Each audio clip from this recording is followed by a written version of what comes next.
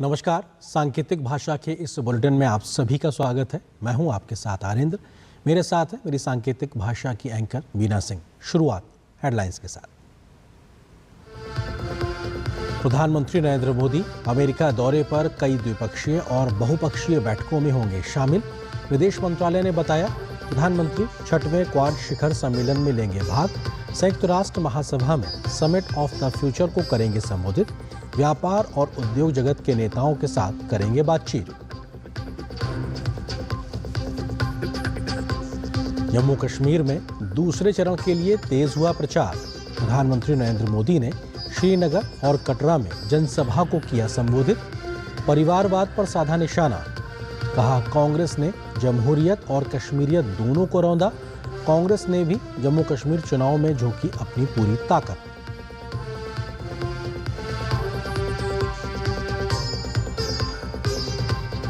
हरियाणा में भी प्रचार में जुटे सभी दलों के दिग्गज। भाजपा अध्यक्ष जेपी नड्डा ने रोहतक में जारी किया संकल्प पत्र। लाड़ो लक्ष्मी योजना के तहत सभी महिलाओं को हर महीने मिलेंगे 2100 रुपए। 24 फसलों की एमएसपी पर खरीद की घोषणा। 7 वादों के साथ कांग्रेस भी कर रही है जीत का दावा।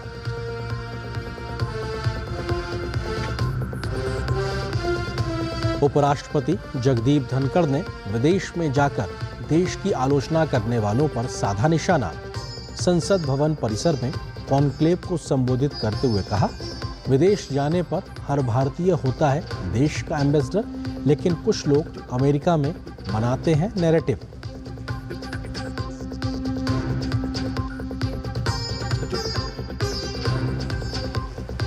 कांग्रेस अध्यक्ष मल्लिकार्जुन खड़गे की चिट्ठी पर बीजेपी अध्यक्ष जेपी नड्डा का जवाब। कहा, पीएम मोदी सहित पूरे ओबीसी समुदाय को गाली देने का कर रहा है राहुल गांधी का इतिहास। खड़गे को दी आत्ममंथन करने की सलाह।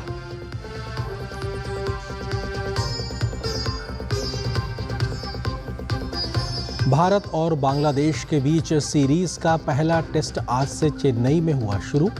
खराब शुरुआत के बाद संभली भारतीय पारी। यशस्वी जायसवाल, आर अश्विन और रविंद्र जडेजा ने लगाए अर्धशतक।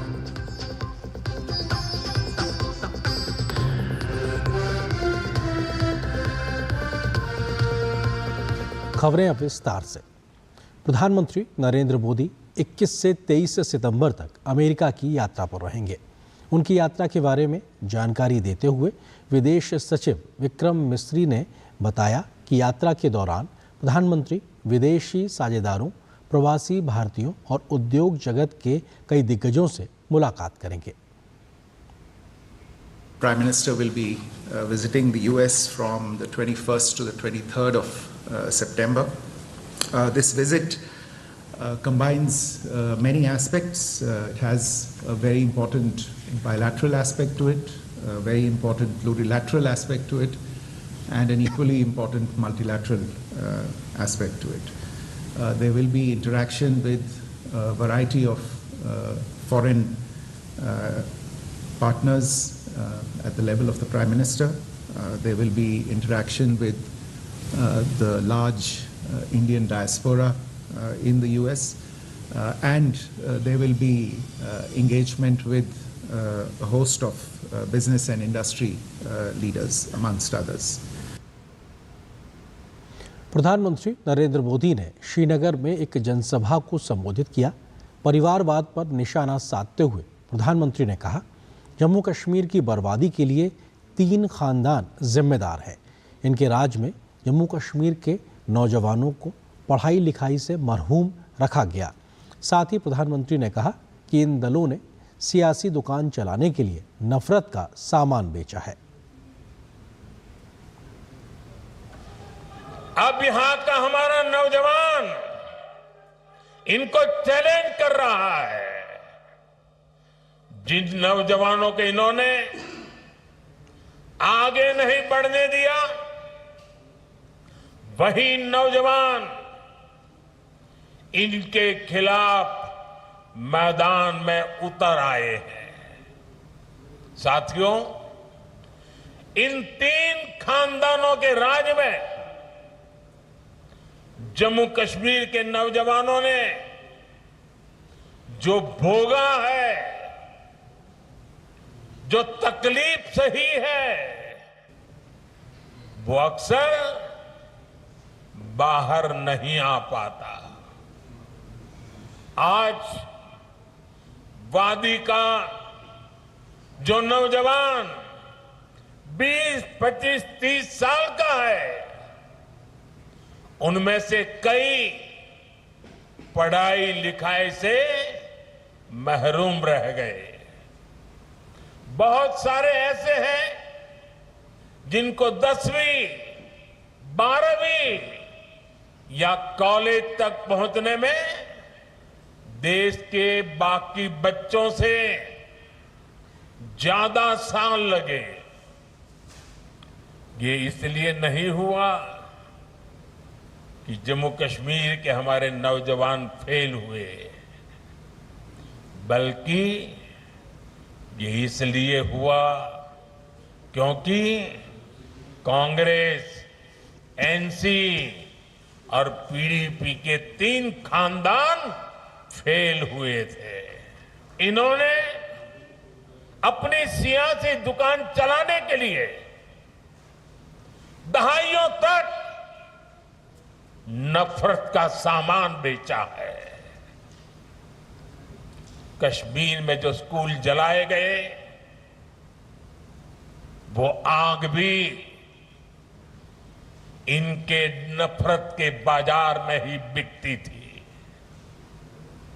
ये लोग नए स्कूल नहीं बनाते थे, और जो स्कूल थे, ये लोग उनके आग के हवाले करने वालों को शह देते थे। आप वक्त याद करिए, जो स्कूल कॉलेज बच गए, वहां भी कई महीनों तक पढ़ाई नहीं हो पाती थी। हमारे नौजवान स्कूल कॉलेज से बाहर थे, पढ़ाई से दूर थे, और ये 3 खानदान उनके हाथों में पत्थर थमाकर खुश रहते थे।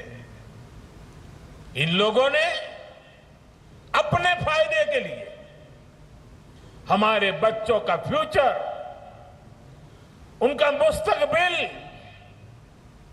बर्बाद किया है। प्रधानमंत्री ने कटरा में भी जनसभा को संबोधित किया।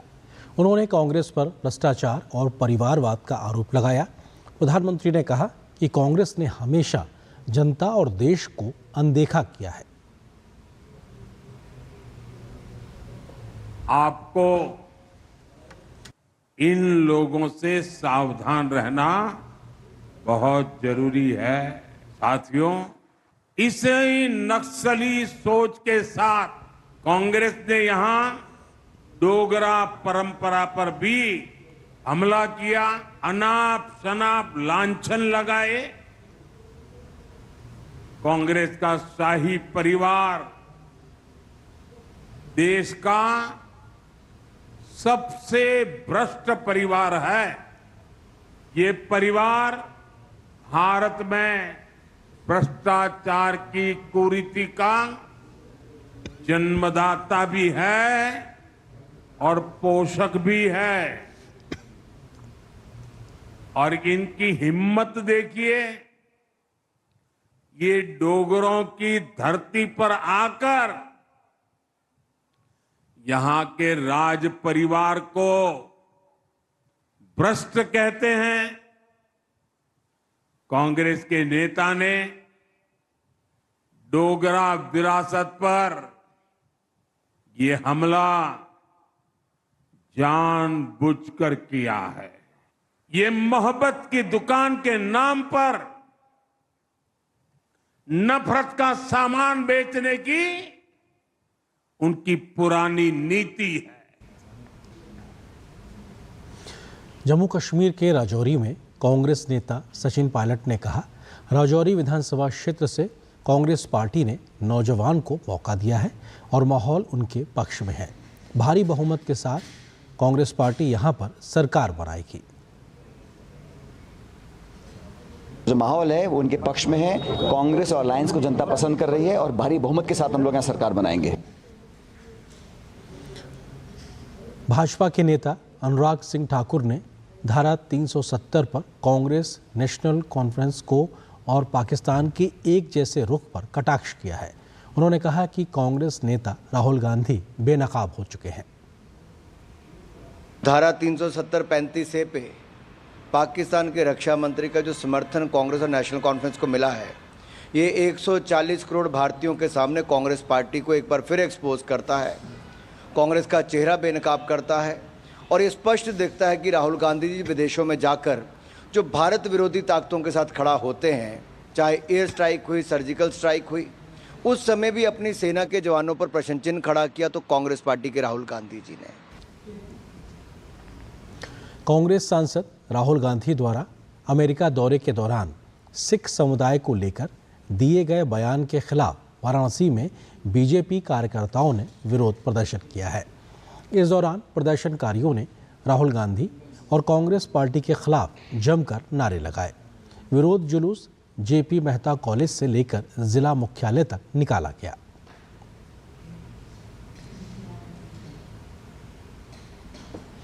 भाजपा अध्यक्ष जेपी नड्डा ने हरियाणा विधानसभा चुनाव के लिए पार्टी का संकल्प पत्र आज जारी किया।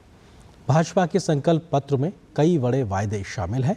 इनमें सभी महिलाओं को लाड़ो लक्ष्मी योजना के तहत प्रत्येक महीने 2100 रुपये देने, IMT खरखौंदा की तर्ज पर 10 औद्योगिक शहरों का निर्माण, साथ ही प्रति शहर 50,000 स्थानीय युवाओं को नौकरी देने के लिए उद्यमियों को विशेष प्रोत्साहन देने, चिरायु आयुष्मान योजना के तहत हर परिवार को 10 लाख तक की फ्री इलाज और परिवार के 70 साल से अधिक के बुजुर्ग सदस्यों को अलग से 5 लाख तक के इलाज की सुविधा देने, सभी 24 फसलों की न्यूनतम समर्थन मूल्य पर खरीद जारी रखने, 2 लाख युवाओं को बिना पर्ची बिना खर्ची पक्की नौकरी, 5 लाख युवाओं के लिए अन्य रोजगार के अवसर एवं नेशनल अप्रेंटिसशिप प्रमोशन योजना के मासिक स्टाइपेंड, शहरी और ग्रामीण क्षेत्रों में 5 लाख आवास, हर घर गृहिणी योजना के तहत 500 रुपये में सिलेंडर, अव्वल बालिका योजना के तहत ग्रामीण क्षेत्र में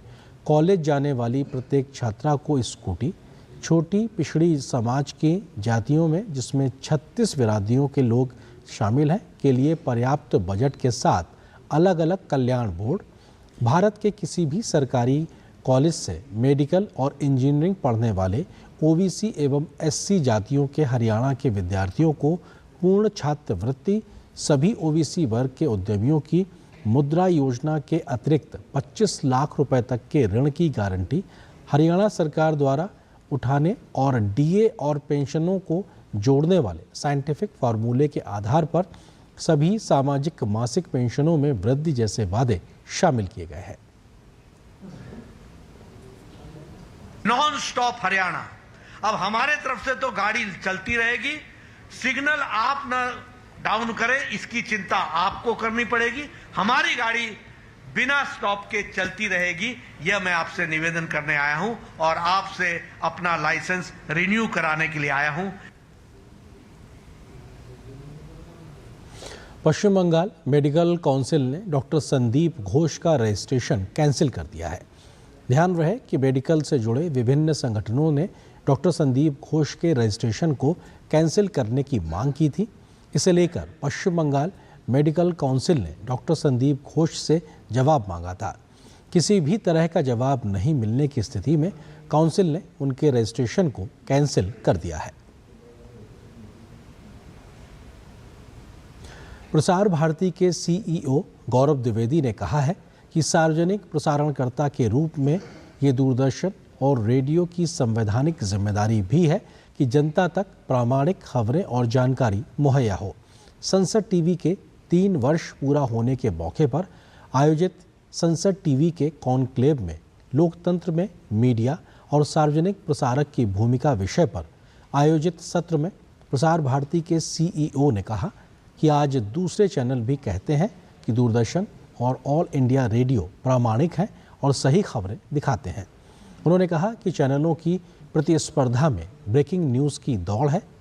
ऐसे में दूरदर्शन और ऑल इंडिया रेडियो का फोकस जल्द से जल्द खबरों के प्रसारण पर तो है ही, लेकिन खबरों की प्रामाणिकता और सत्यता परख कर ही उसे प्रसारित किया जाता है।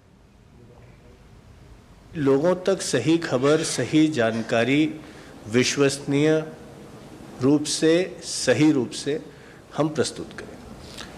तो ये केवल हमारा एक ऑर्गेनाइजेशनल दायित्व नहीं है, this is also parliamentary mandate that we are following, which makes us extremely conscious of the fact कि हमसे कभी किसी प्रकार की कोई गलती ना हो। उस लिहाज से अगर कहीं कोई ये कहे कि दूरदर्शन पर खबर आने में या आकाशवाणी पर खबर आने में थोड़ी देर हो गई, तो उसको भी हम लोग एक चैलेंज के तौर पर लेते हैं। कोशिश करते हैं कि वो जो एक अंतराल है उसको हम किस तरीके से स्क्वीज़ करके कम से कम कर सकें, लेकिन जब तक उसको हम प्रामाणिक स्रोत से उसको वेरीफाई ना कर लें तब तक हम उस खबर को नहीं चलाएंगे।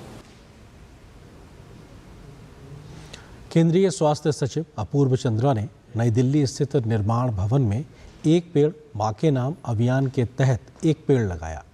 स्वास्थ्य सचिव के साथ स्वास्थ्य मंत्रालय की ओएसडी पुण्य सलीला श्रीवास्तव और मंत्रालय के एडिशनल सेक्रेटरी और जॉइंट सेक्रेटरी ने भी मां के नाम एक पेड़ लगाया।